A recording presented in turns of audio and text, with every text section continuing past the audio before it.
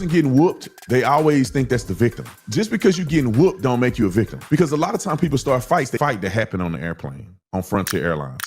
Now, I wasn't going to talk about this because at first I didn't think it was worthy of talking about. But as crazy as this fight was, I thought it was invaluable to hear out the young man's side of this. Because what happened is they put the young black guy with the dreads. This is the thing that bothers me all the time. The person getting whooped, they always think that's the victim. Just because you're getting whooped don't make you a victim. Because a lot of times people start fights they can't finish. And so I guess the young brother was getting a lot of backlash online because people had only started watching the fight when he was dogging homeboy out and giving him shiners in row 25. But I wanted to, because it just, I don't know, it just hit me. I wanted to give his side of the story because I felt like that the media and even mainstream media didn't give his side of the story because the other guy looked like an immigrant or something, maybe a Free Palestine type person. And so they wanted to make him out to be a victim as if this was an unprovoked fist fight. But allegedly he was on the airplane and the guy was being crazy, talking crazy, making noises, taunting him, saying threatening things about him, according to the guy who was throwing the hands like Floyd Mayweather. And I guess that the guy was so radical, the guy that got beat up that was sitting behind him was so radical that girls that were sitting on his row kept looking back and like almost in fear of like, what's wrong with this guy? And he said he got up, told a flight attendant, hey, man, this guy that's sitting behind me is saying weird things. He's saying threatening things against me. And I just want you guys to know that's what's going on. If he touches me, I'm going to defend myself. And he said he went back to his seat. They said, hey, push the call button if he gives you any problems, and then we'll come address it. And I guess the flight attendants, according to him, said that we are aware of the issue, as if multiple people had told them about the guy. And so he goes back to his seat. The guy started getting foolish again. He pushed the ring button and he said he turned around and confronted the guy and say, man, what's wrong with you? He said the guy then gets up and forehead to forehead and put his arms on and start choking the brother with the dreads. And then you know what happened next. He started seeing stars like he was in Hollywood because the black dude started pummeling him, throwing him he went from aisle 17 down to aisle 20 with them right hands. And when I looked at it, I said, who is right and who is wrong in this situation? And it's sad that they said the brother was wrong immediately without hearing the full context. So I wanted to give him an opportunity or play the clip of him explaining himself. But we got the clip of the fight. I want y'all to watch it. I would like to take the time to clarify a few things. I'm getting many comments like the one above of people saying that I provoked that man during the flight. First thing first, Good Morning America, ABC News, they have the narrative wrong. That's not the truth. They didn't take the time to ask any witnesses who were close by and actually witnessed the real thing, what happened. They interviewed the two girls who were at the front of the flight who videotaped what happened from a distance, whose video went viral. They interviewed them. They didn't even see what happened. All they saw was the aftermath. They seen and heard commotion going on in the back, and then they start recording their phone after we're fighting. And you guys want to go with that narrative. I've been getting a lot of hate speech. I've been getting a lot of negative comments, but I'm also getting an overwhelming amount of support. And for everybody who does support and is taking the time to go down the rabbit hole and find the truth, thank you.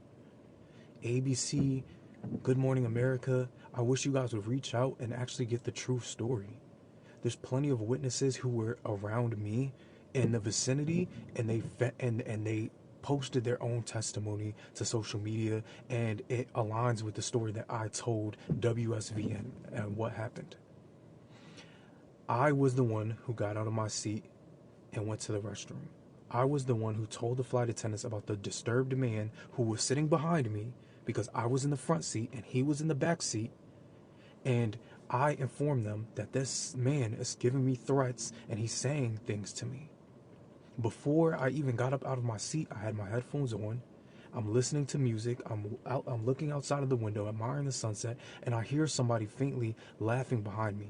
I can't hear it that loud because my headphones are on, but he was laughing that loud that I could hear him faintly in my headphones. I thought it was just a normal person watching a movie on their phone, some kind of funny movie, and I paid it no mind. But the two young women who were sitting next to me, they kept breaking their neck to look back to see what he was laughing at and what was wrong with the guy.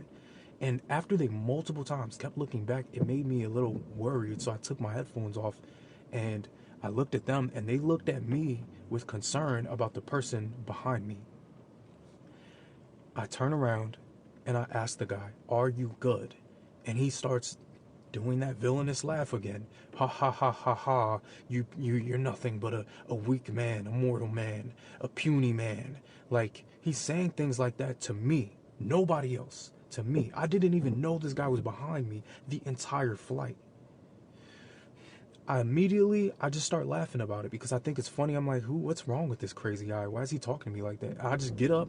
I'm like, I go to the restroom and the flight attendants are right there. So I say, "Hey guys, there's a disturbed, deranged man behind me. He's giving me things like death threats and stuff like that. I'm just letting you know that, if he puts his hands on me, like, I'm gonna defend myself." I tell them that.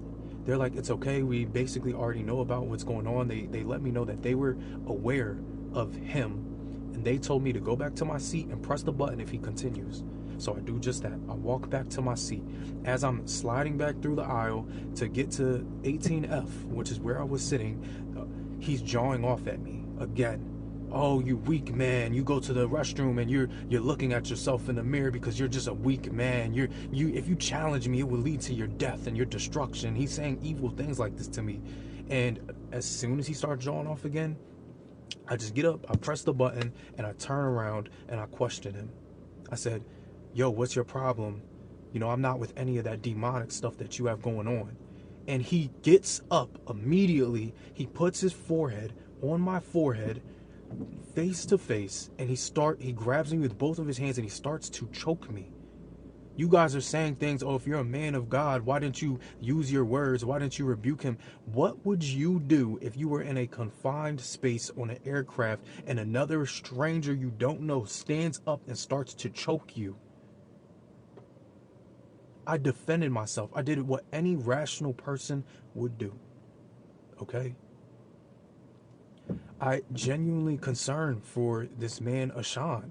Whatever demon, whatever situation he was going through, I pray that man gets the help that he needs, because that is not okay. When is it okay to put your hands on another human being on a flight for no reason, unprovoked? I did nothing to him. I was minding my business the entire time. I was prepared for all the racist comments and the hate speech and things like that, and honestly, it doesn't faze me. The only thing that upsets me is that these news outlets are reporting false narratives and everybody is starting to run with it and believe it. Take the time. Go to WSVN on Instagram. Go on YouTube. Go to WSVN and search the news and listen to the story. There's a young woman named Melissa who was on the flight and she was helping break up the fight. She was right there when everything happened, and she tells the entire story on her Instagram. I will tag her Instagram in the comments. Go watch it for yourself. Don't believe everything the news puts out.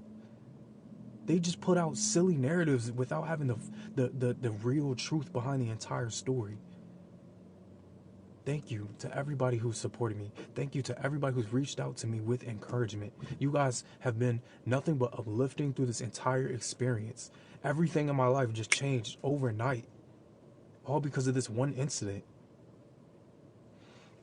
I don't condone violence. I don't condone things like that, but I also don't believe it's okay for another man to attack another man unprovoked. I don't believe in that. And I believe you have every right to defend yourself, and that's exactly what I did.